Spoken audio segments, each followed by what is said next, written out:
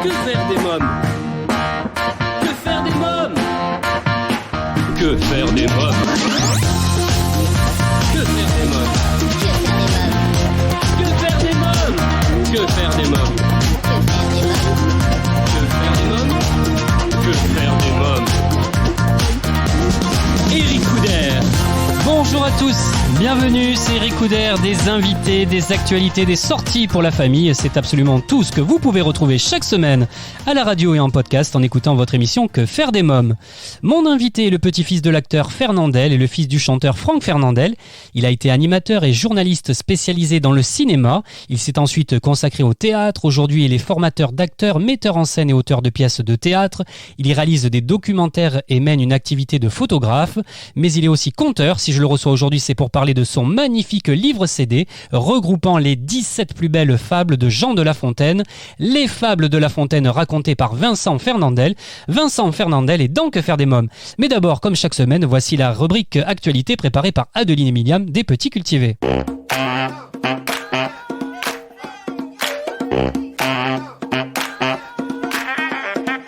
Découverte d'une cité perdue vieille de 3000 ans, la plus grande de l'Égypte ancienne. Des archéologues ont découvert au sud de Luxor une cité égyptienne construite il y a 3 millénaires par le pharaon Amenhotep III.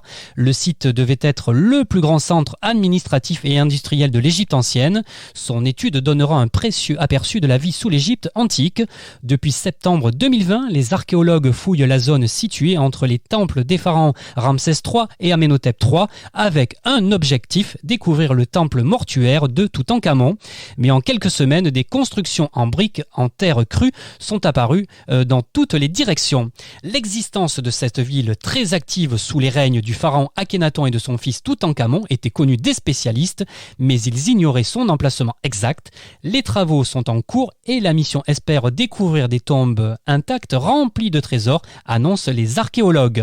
C'était votre rubrique actualité préparée par Adeline et Myriam. Vous pouvez retrouver l'actualité des Petits Cultivés sur www.lespetitscultivés.com ou sur Instagram. Des idées de lecture et de sorties culturelles pour se cultiver tout en s'amusant. Vous écoutez Que faire des mômes, il est l'heure à présent de retrouver mon invité. Aujourd'hui, j'ai le plaisir de recevoir Vincent Fernandel.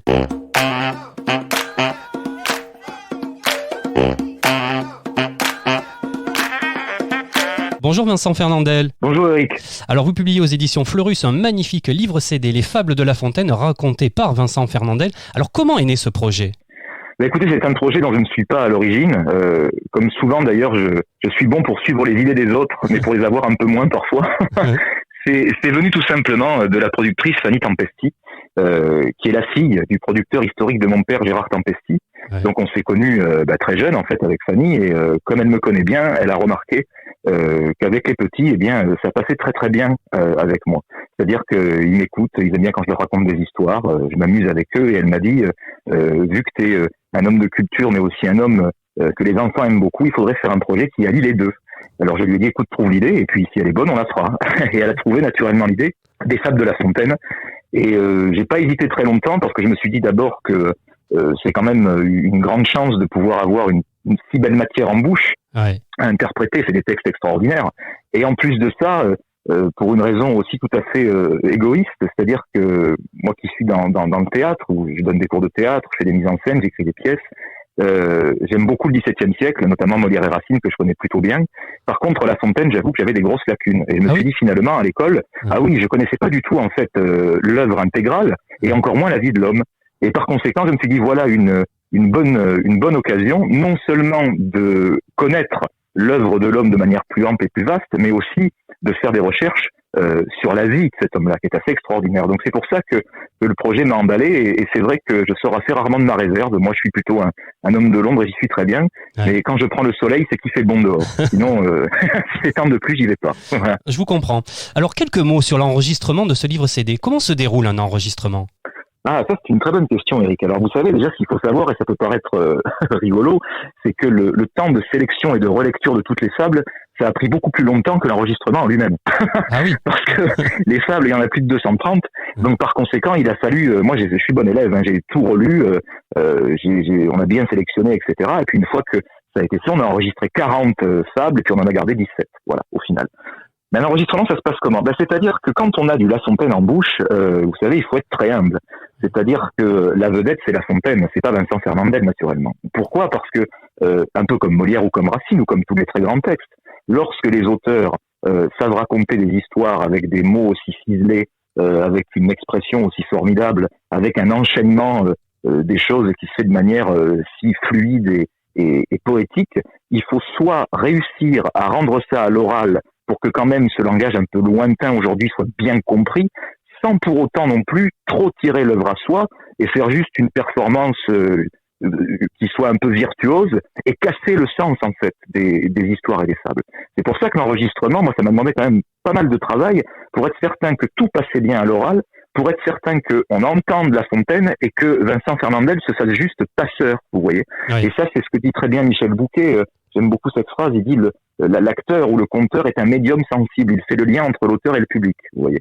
Et finalement, quand on fait ça, il faut à la fois mettre sa patte, mais aussi se faire oublier. Donc c'est là où le dosage doit être un peu savant. Ouais. Vincent Fernandel, alors on retrouve dans cet ouvrage 17 fables, dont les plus connues comme oui. Le loup et l'agneau, la cigale et la fourmi, le lièvre et la tortue, le corbeau et le renard bien sûr, et bien d'autres fables un peu moins connues comme, alors moi je la connaissais pas, la colombe et la fourmi, le renard et le bouc, l'âne et le petit chien. Comment vous avez fait ce choix de fables ? Écoutez, déjà, on est parti du principe que certaines fables, vu que le livre est destiné quand même à un jeune public, ne pouvaient pas dépasser, on va dire, un certain stade d'anxiété. En ce sens que, moi, il y en a une que j'aime beaucoup, c'est La mort et le bûcheron.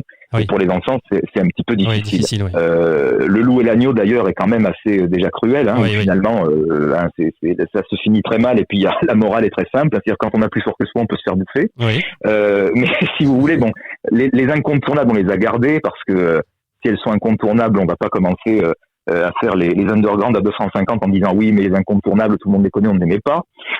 Et puis, il y en a certaines, oui, que moi, j'ai trouvé plus poétiques aussi, comme le chêne et le roseau, que j'ai trouvé très joli.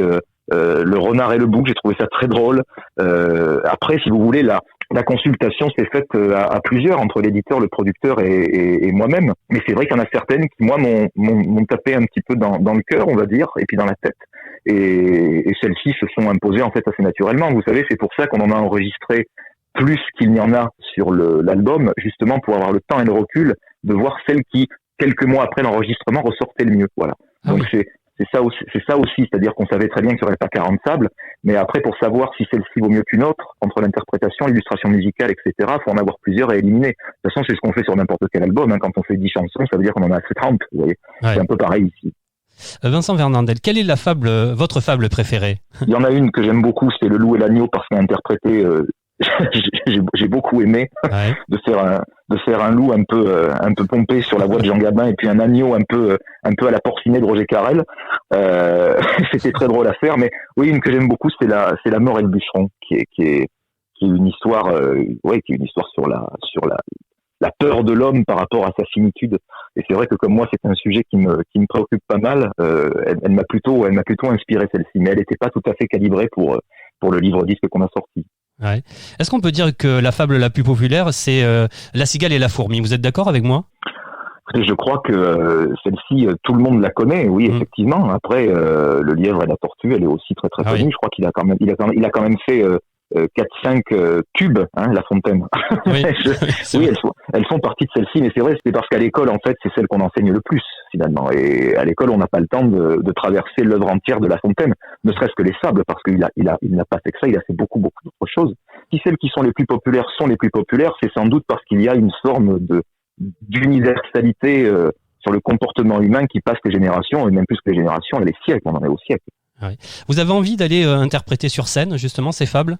Eh bien, écoutez, au tout départ, avant que le monde ne ferme quasiment intégralement avec l'épidémie que nous connaissons, il était question qu'on fasse, des spectacles sur scène pour les enfants autour de ça. Mais comme le monde un jour finira sans doute par retourner à sa vitesse normale et plus au ralenti, ça reste totalement prévu. Et puis, ce qui est bien, c'est que de toute façon, La Fontaine, c'est intemporel. Qu'on fasse un spectacle 6 mois avant, 4 mois après ou 2 ans après, ce sera toujours d'actualité. Mais si vous voulez, oui, au départ, mais ça, je vais pas faire Cosette, hein, parce que moi j'en ai marre des artistes qui font Cosette à chaque fois en disant je ne vois pas le public, etc. C'est frustrant de pas aller à la rencontre du public. Mais déjà, la récompense, c'est que le livre marche très bien et que les retours sont bons et que déjà ça donne du plaisir aux gens. Alors après, ne soyons pas plus royalistes que le roi, vous voyez déjà que ça fonctionne et que ça plaise, c'est déjà un gros cadeau. Alors les illustrations sont de Charlotte Mola, qui a déjà réalisé plusieurs albums documentaires et fiction jeunesse. Un mot sur son travail. Écoutez, Charlotte Mola, ce qui est assez extraordinaire, c'est qu'elle a réussi à illustrer avec une très grande modernité, mais aussi avec un côté un peu vintage, un peu années 60, parce que c'est son style, hein, d'ailleurs, c'est sa patte à Charlotte, ça, ce côté entre le moderne et l'ancien. Mais ce que je trouve assez bien, même très très bien dans ce qu'elle a fait, c'est que le texte tout seul aurait été très aride, parce que le but c'est pas que les enfants uniquement écoutent les fables, mais aussi qu'ils lisent les textes pour apprivoiser cette langue et cette matière culturelle. Mais Charlotte, si vous voulez, a illustré de telle manière que les dessins font qu'on reste accroché aux pages où il y a les textes. Et ça, c'est très très fort de pouvoir amener justement par l'image l'enfant vers le texte, vous voyez. Ouais. Vincent Fernandel, alors vous êtes le petit-fils de l'acteur Fernandel et fils du chanteur Franck Fernandel. Quels sont vos points communs avec votre père et votre grand-père ? Écoutez, je crois que ce qu'il y a vraiment, c'est que aussi bien mon père que mon grand-père et que moi-même, on a fait tous les trois, ce métier par plaisir. C'est-à-dire que on fait pas ça pour être des vedettes du show business. Alors moi, j'en serai jamais une, hein. Ça c'est une évidence. Et puis tant mieux, ça me convient très bien comme ça. Et c'est surtout pour le plaisir des matières qui sont les nôtres, hein. Mon grand-père c'était l'acting, mon père c'était la chanson. Bon, alors moi j'ai plusieurs métiers, mais parfois, voilà, je fais aussi un peu l'acteur, mais plus le conteur, parce que l'acteur c'est autre chose. Mais c'est d'abord le plaisir d'avoir des belles matières, et puis le plaisir d'avoir des choses qui nous font progresser, c'est-à-dire qu'il demande du travail, pas uniquement sur nos facilités, vous voyez. Ouais. Après, d'un point de vue privé, que vous dire, les méridionaux ont quand même des traits communs. On est très sensible, on est très colérique, on peut pleurer et hurler en 2 minutes. C'est un tempérament du Sud, c'est un tempérament sanguin. Après, on n'est pas des méchants mecs, mais comme dirait Ventura dans Garde à vue, il paraît que je suis très chiant. Vous avez une anecdote justement partagée avec nous sur votre grand-père. Vous l'avez pas connu, on est bien d'accord, votre grand-père. Non, pas du tout. Non, voilà. Il est mort en 71 et je suis né en 83. Ouais. Vous avez une anecdote justement sur lui ? Il y en a tellement. Ouais. Ça, je vais vous dire. Celle qui vous touche le plus. Ouais, écoutez, moi, il y en a une que j'aime beaucoup parce que c'est. Oui, dans ce cas-là, oui, il y en a une que j'aime beaucoup qui est pour le coup une réalité qui je trouve est très très touchante, c'est que lorsqu'Henri Verneuil, avec qui il a fait beaucoup de films et qui était très bon, a débuté dans le métier du cinéma, avant il était journaliste, Verneuil, il avait écrit un moyen métrage qui s'appelait Escale au soleil sur justement la ville de Marseille. Et il tente, Verneuil, il envoie le scénario à Fernandel, qu'il ne connaît pas. Et mon grand-père, qui était déjà une très grande vedette, lit le scénario qu'il aime beaucoup, appelle Verneuil et il dit écoutez, logiquement je suis beaucoup trop cher pour vous, mais parce que je trouve votre scénario extraordinaire, je vais vous le faire gratuitement. Donc mon grand-père a tourné pendant 3 jours gratuitement pour Henri Verneuil pour ce moyen métrage, et ensuite 1 an ou 2 ans après, mon grand-père devait tourner un film qui s'appelait Tableau crevé, et en fait il a dit au producteur vous allez prendre Henri Verneuil, et le producteur dit mais on connaît pas Henri Verneuil. Et mon grand-père dit, vous le connaissez pas, mais moi je le connais. Donc c'est Henri Verneuil qui va faire ce film-là, ou moi je le fais pas. Et donc c'est grâce à mon grand-père que Verneuil a fait son premier long métrage. Ah oui. Et ce qui est formidable chez Verneuil, c'est que toute sa vie, il a rappelé le fait que il avait mis son premier pied dans ce métier du cinéma grâce à Fernandel. Et c'était 2 hommes qui non seulement s'estimaient beaucoup, mais qui en plus professionnellement ont fait des œuvres très très fortes. Je crois que Verneuil a été le seul vraiment qui a réussi, enfin un des rares en tout cas, à diriger mon grand-père dans des axes et dans des directions que mon grand-père logiquement n'aurait peut-être pas prises. Donc c'est là, je trouve, où c'est une belle anecdote, parce que c'est d'abord l'amitié, le socle d'amitié entre 2 hommes qui est né par le travail et le partage artistique. Ouais. Et ce qui est rare dans ce métier aussi, il faut le préciser, parce que on est souvent amnésique dans ce métier, vous êtes d'accord ? Ah ben naturellement, et puis moi ce que je trouve très amusant, c'est que très souvent on voit des gens dans ce métier qui ont réussi par, combustion spontanée de leur talent et de l'univers, vous voyez. Ouais. C'est-à-dire qu'ils ne doivent rien à personne ne les a fait débuter. Et c'est ce que moi j'appelle la mémoire du ventre, c'est-à-dire qu'à un moment donné, quel que soit son statut, quel que soit le métier d'ailleurs, il faut quand même garder en tête ce qu'on doit à qui. Parce que sinon, pourquoi faire ce métier si c'est pas pour du partage et pour aussi se souvenir de qui vous a fait du bien ou qui vous fait du bien. Après, ceux qui font du mal ou qui essayent, il faut les oublier, on s'en fiche. Bah oui, je suis tout à fait d'accord. Vincent Fernandel, alors vous avez travaillé pour la télévision en tant qu'animateur et journaliste spécialisé dans le cinéma. Vous vous consacrez ensuite au théâtre. Vous êtes aujourd'hui formateur d'acteurs ainsi que metteur en scène et auteur de pièces de théâtre. Vous réalisez aussi des documentaires et menez une activité de photographe. Quel est le domaine dans lequel vous vous sentez le plus à l'aise ? Écoutez, moi je vous dirais que c'est la formation d'acteur, parce que ça fait maintenant 10 ans que je fais ce métier-là. J'ai fondé mon école il y a quelques années maintenant. C'est l'endroit où je me sens le plus gai, on va dire, parce que c'est formidable, je trouve, de prendre des jeunes acteurs, enfin des aspirants acteurs dans l'antichambre du métier, et puis d'être le premier à les initier au métier d'acteur. C'est assez formidable, et puis c'est très gratifiant de voir ces élèves qui progressent, qui ensuite travaillent, et parce que comme ça fait 10 ans maintenant, forcément que j'ai beaucoup d'anciens élèves qui font ce métier, qui se régalent, etc. Alors certains galèrent évidemment, mais ça c'est la vie, qu'est-ce que vous voulez que je vous dise. Et puis après, même si c'est là où je me sens le plus à l'aise dans l'accompagnement, de mettre les autres dans la lumière, c'est vrai que si je ne faisais que ça, je m'ennuierais beaucoup. C'est pour ça que j'ai plusieurs activités. Voilà. Et puis c'est aussi parce que moi, dès qu'on m'a proposé de faire quelque chose dans ma vie professionnelle, j'ai rarement dit non. J'ai toujours dit non quand c'était infamant ou pas super reluisant, ou simplement parce que si les gens pensent que le salaire c'est la négociation sur le bon coin, c'est-à-dire qu'à un moment donné on vaut aussi le prix qu'on vaut, faut pas l'oublier, Ouais. Comme disait Peter Brook, il faut bien manger aussi, Bien sûr. mais j'ai souvent dit oui parce que je me suis dit pourquoi dire non alors que si on fait plusieurs choses, le cumul d'expérience fait qu'automatiquement on va progresser, qu'on va rencontrer des gens qui sont plus à même que soi à faire les choses, et donc on va pouvoir s'inspirer d'eux et progresser grâce à eux. Et finalement, le cumul de tout ça, moi ça fait à peu près une vingtaine d'années que je gagne ma vie dans ce métier avec plusieurs activités, le cumul de tout ça fait qu'à un moment donné, on est ravis parce qu'on se dit le cumul d'expérience fait que ce que je fais est plus ample, plus vaste, plus varié. Mais je dis ça, mais je sais que je serai encore bien meilleur dans 10 ans que ce que je suis aujourd'hui. On est un éternel étudiant dans ce métier. Les gens qui disent à 35 ans, moi j'ai tout compris, je sais tout sur ce métier, c'est pas possible. Déjà parce qu'il évolue très vite, et puis parce que chaque rencontre fait qu'on évolue différemment aussi. Bien sûr. Vincent Fernandel, où avez-vous grandi ? Ah, moi j'ai grandi à Marseille, dans le Midi. Ouais. Quel petit garçon vous étiez ? Ah, j'étais un petit garçon quand même très rêveur. Et pourtant, je suis un homme concret. Ouais. Je suis devenu un homme concret, mais j'étais assez rêveur, assez solitaire. J'observais beaucoup.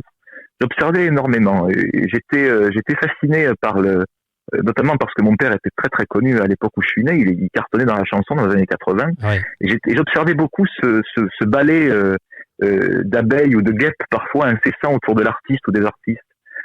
Surtout que mon père avait ce très grand tact de pas se laisser avoir et déconduire les gens avec beaucoup d'humour lorsqu'ils allaient un peu trop loin. Sauf que moi, ça m'insupportait énormément de voir à quel point on pouvait se permettre parfois d'avoir de la familiarité avec des gens qu'on admire certes, mais qu'on ne connaît pas, donc avec qui il faut garder une forme de distance. Moi, j'observais beaucoup ça. J'observais beaucoup le ballet humain.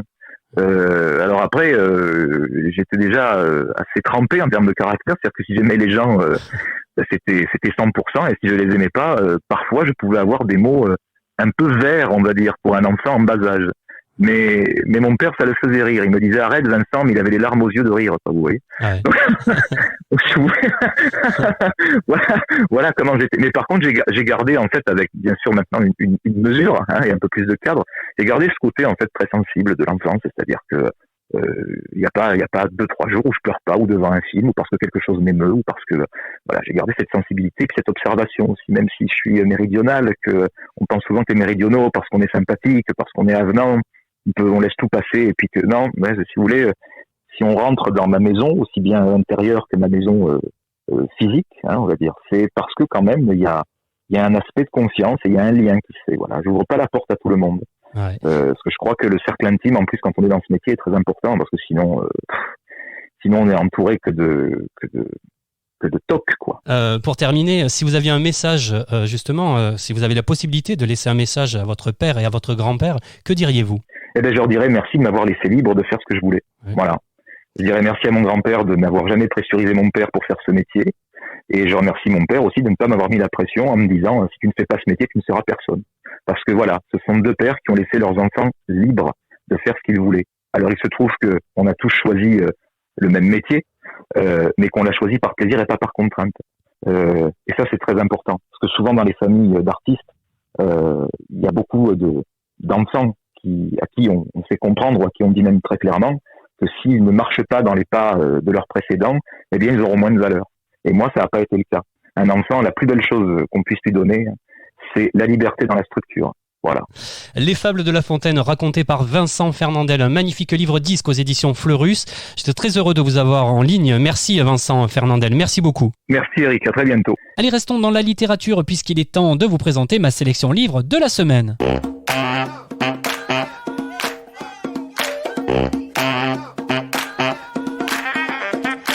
Dans la bibliothèque de Que faire des mômes, j'ai mis en évidence cette semaine un très joli livre. Où est donc le tracteur ? Un livre cache-cache avec des feutrines sur les animaux de la ferme et leur bruit pour les tout petits. Où est donc le tracteur ? Les enfants pourront suivre les traces sur le sol et soulever les rabats de feutrines pour le découvrir. Où est donc le tracteur ? Un livre pour les tout petits aux éditions 4 Fleuves. Et bien voilà, Que faire des mômes pour aujourd'hui, c'est terminé. Si vous avez aimé cette émission, je vous invite à laisser un commentaire sur notre site quefairedesmômes.fr, à vous abonner à la newsletter et à nous suivre sur les réseaux sociaux. Merci à tous pour votre fidélité, c'était Eric Couder. On se retrouve la semaine prochaine avec de nouveaux invités, des actualités, des sorties pour la famille. Portez-vous bien, bye bye.